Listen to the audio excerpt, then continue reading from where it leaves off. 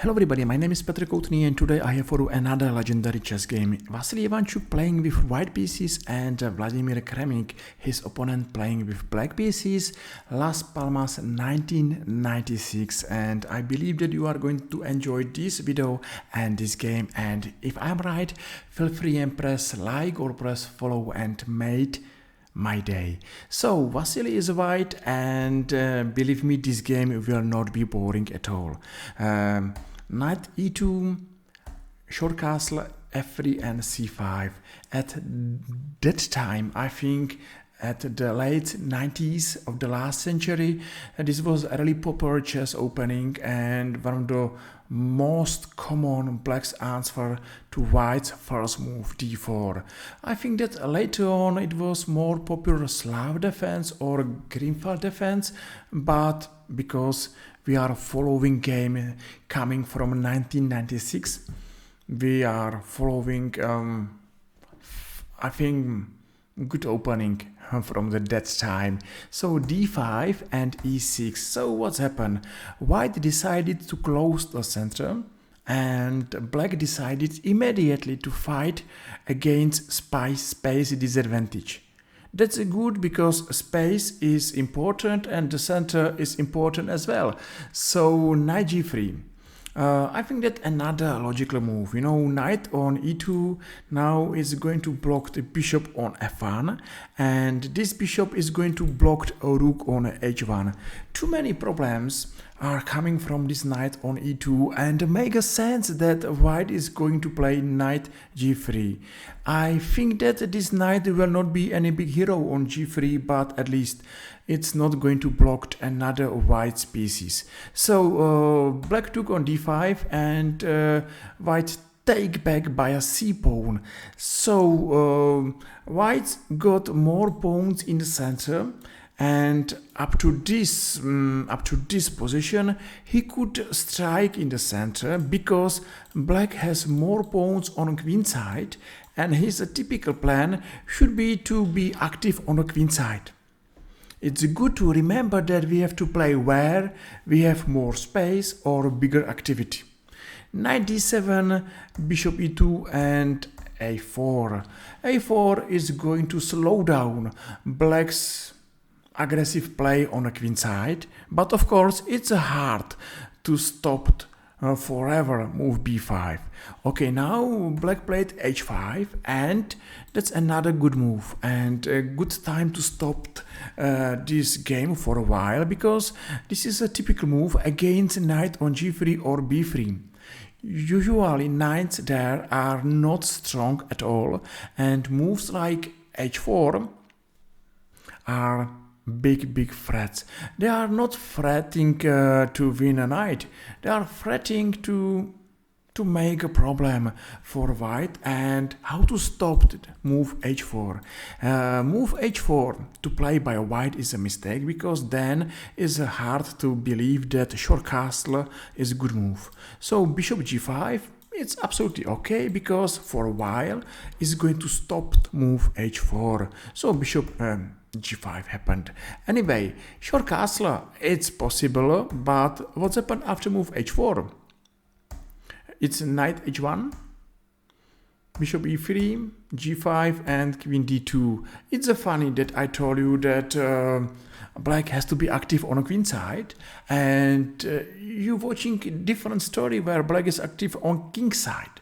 But the chess game is a game between two players, and it's up to them what they are going to play and where they are going to play. Sometimes we know where we should play, but that's mean nothing, because it's only up to players where they are going to attack. So okay, there's a variation, and this variation should tell us that black's got compensation. How big, how small, I don't know, but that's not important, because what is important our game. And we know that after move h5, white played bishop g5 with idea to stop the move h4. Okay, it's good to stop our opponent's counterplay and to strike first. Queen d8, queen d2 and knight h7. So bishop h6, queen e5 and exchange on g7. Here I think that it's not bad at all to go for a short castle. I don't know why to wait with this move, because move h4 it's not a big threat. You know, knight h1, maybe check on d4, or maybe f5, knight f2 and b6. I think that this position is level with chances for both players and for both sides, and it's only up to them who will play for advantage and at the end of for victory. So, but after this exchange, white played knight f1, and we are not surprised at all. You know, it's nearly impossible to wait from Vasily Ivanchuk. Very easy move. Vasily Ivanchuk is a chess genius, and for many chess fans it's hard to understand what he's playing before we will see his move on the board. So knight f1 has a chance or a plan to go to say e3, one day c4, or maybe a5, or maybe, you know, anywhere else. This knight has a future, has a bright future, and it's only up to Vasil what he will play. f5 happened, and maybe square e6 is a first weakness, and in case black is playing move b5, c6 is another weakness. So sometimes games are about weaknesses, and it's important to see our opponent's weak squares and weak pawns, because we have to attack weaknesses. If we are going to attack weaknesses, we have chance to play good plan, and we have chance to play for advantage. So weaknesses are important, and sometimes we are blind and we can't see weak points and unlucky. That's the reason why we are not improving our chess. So okay, Vasil took on f5, and now knight e3, black came to h8 and knight c4, as I believe that this knight is doing good job on c4. Yes, now is question why white is not worried to lose a pawn on g2. Because Vasil will play a long castle with a double edge and messy position, and you know, everything is possible and nothing is impossible. It's a difficult position. Maybe queen g6 should happen. Now rook g1 or a queen f4. Maybe now. I think that that's a hard position. You know, if you believe in compensation, if you believe in Vasily Ivanchuk moves and games, you know, you should enjoy. But this position has to be hard to play for both players, because only one small weakness, one small mistake, and everything is gone. So what's happened? Maybe for this reason, black played queen f6. He was sure that there is good compensation for one pawn and why to play a risky position. So Vasil decided to go for a short castle, and now is a question if black's king on h8 is weak or strong, and I believe that he's a super weak, and now white need only big amount of fantasy. How to attack black's king? Looks like very hard homework, but it's not hard if your name is Vasily Ivanchuk. So rook b8, and now rook e1, b5, and the problem exactly here in black's position are these two squares, c6 and e6, and these squares are calling for white's knights. So knight a5 happened, b4 and knight b5. Okay, that's a good knight's army and doing big problems to black, because where black has to be active, you know, on king side, that's difficult, because exactly there is black's king, and on queen side there are beautiful two white knights doing amazing job. So maybe now black is facing small difficulties how to be active, and we know that activity is the most important part of the chessboard. The plan is to go knight c7, knight e6 and knight c6, and if this happened, that's nearly game over. So Vladimir Kramnik has difficulties, and now what to play. So he played bishop a6, knight c7, we understand, exchange, why not, and rook g8, knight c6, one knight, and the beautiful square, and another knight, enter e6.